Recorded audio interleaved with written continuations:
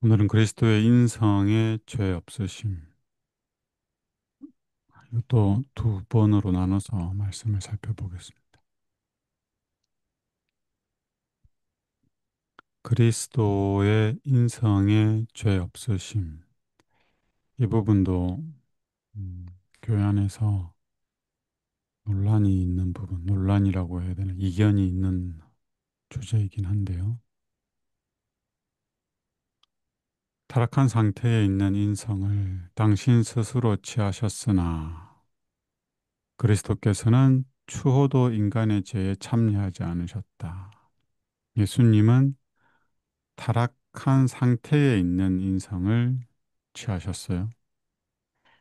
그런데 죄에는 참여하지 않으셨습니다. 즉, 타락한 상태에 있는 인성은 죄가 아니라는 거죠. 그리고 죄를 짓지 않으셨다는 말씀입니다. 주님께서 인간을 애워싼 연약함과 약점을 맛보실 수밖에 없었던 것은 선지자 이사야로 하신 말씀에 우리 연약한 것을 친히 담당하시고 병을 짊어지셨도다 함을 이루려고 하신 때문이었다. 주님께서는 연약한 우리의 사정을 몰라주시는 분이 아니라 우리와 마찬가지로 모든 일에 유혹을 받으신 분이셨다. 예수님은 우리와 같이 유혹을 받아서 시험에 넘어져서 죄를 지을 수도 있으신 분이셨습니다. 물론 죄를 짓지 않을 수도 있으셨죠. 그래서 사탄이 유혹을 한 것이었고 예수님이 죄를 짓도록 한 겁니다. 그러나 예수님은 그 모든 시험을 승리하신 거죠.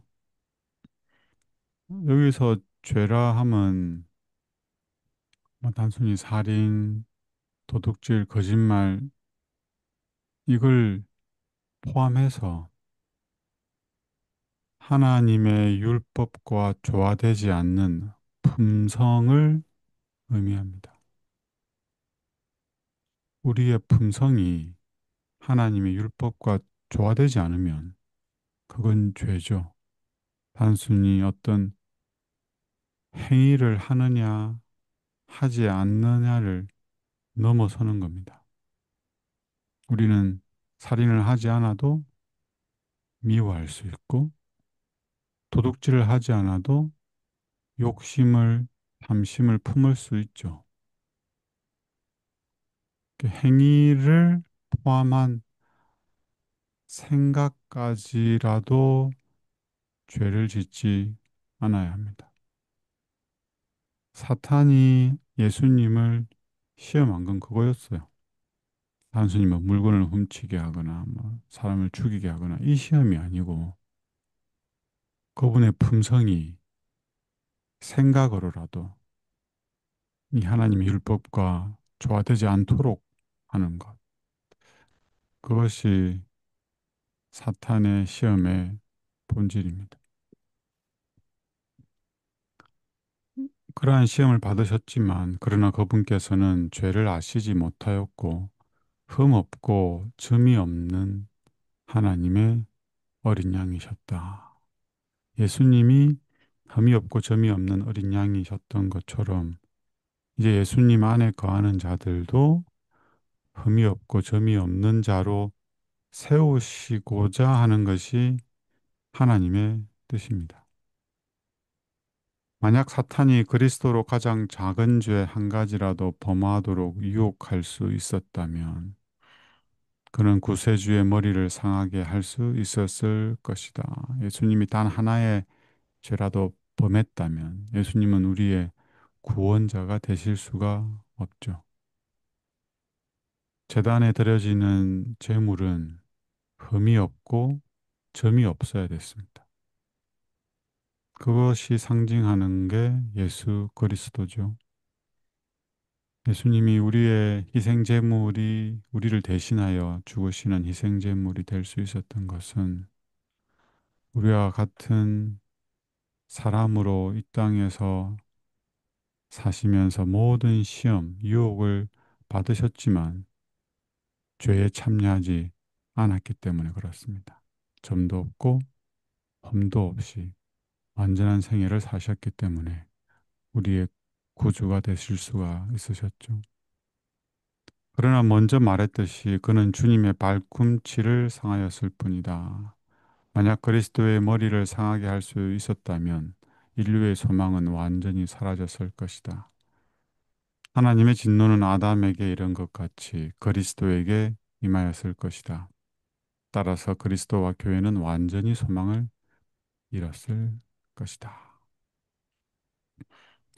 우리는 그리스도의 인성의 완전한 죄 없으심에 관하여 의욕을 품어서는 안 된다. 예수님의 인성에는 죄가 없습니다. 우리의 신앙은 지적인 신앙이어야 하며 대속제물이신 주님께 대한 완전한 신뢰심과 전적인 신앙심을 가지고 예수님을 바라보아야 한다. 영혼이 흑암에 둘러싸이지 않도록 하는 것이 무엇보다 요긴한 일이다. 거룩하신 대리자께서는 의아해하는 우주의 거민들에게 당신의 인성에 나타난 완전하고 전적인 겸비와 하나님의 모든 요구에 대한 완전한 순종을 보이셨으므로 가장 미천한 인간까지라도 구원하실 수 있으시다. 거룩한 능력을 인간에게 주셔서 믿음으로 말미암아 당신의 의를 우리에게 주시는 거예요. 인간이 거룩한 성품의 참여자가 되게 하셨으며 정욕을 인하여 세상에서 썩어질 것을 피하게 하셨다. 예수님을 믿음으로 우리가 갖게 되는 성품은 우리 각자가 가진 고유한 성품이 아니죠. 혹은 우리 개인이 가진 그 성품이 단련되고 훈련되고 교육과 수련을 통해서 점차 변화되는 것을 의미하는 것도 아닙니다. 이 성품은 예수 그리스도의 성품입니다. 이 성품에 우리가 참여자가 되는 거예요. 이 성품을 우리가 나누어 받는 거죠. 이 성품이 있으면 유혹과 시험에 넘어질 필요가 없습니다. 우리가 예수님 같이 온유하고 인내하고 친절하고 곁에 있는 사람들을 존중히 여기고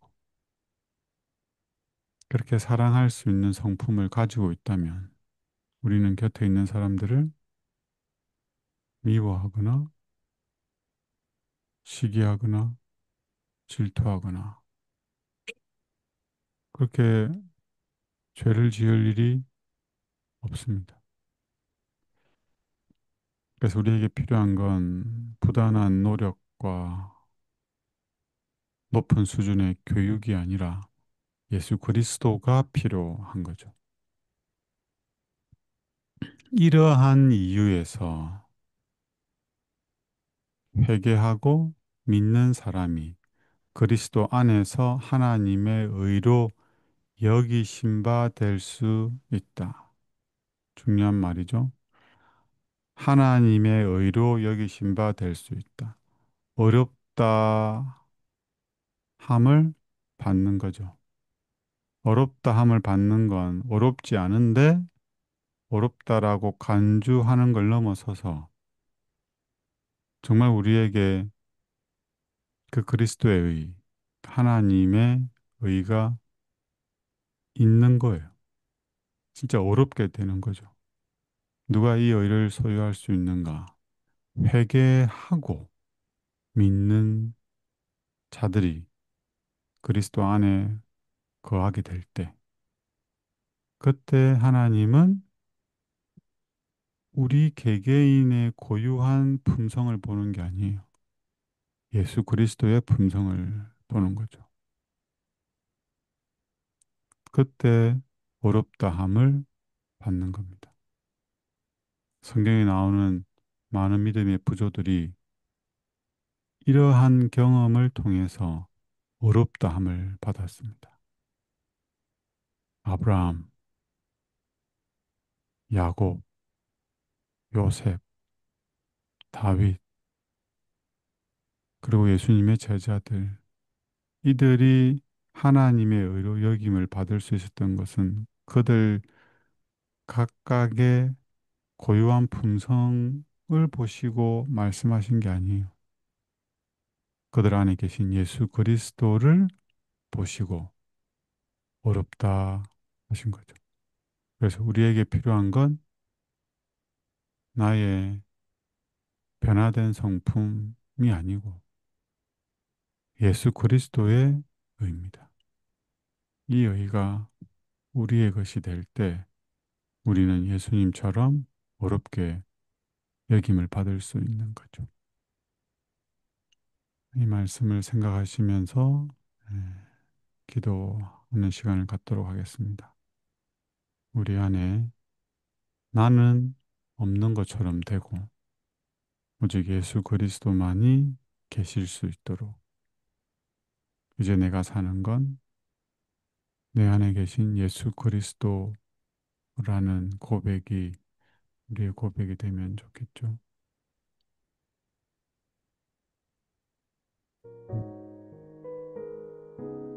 나가셔서 기도하셔도 되고 음악을 듣고 기도하셔도 됩니다.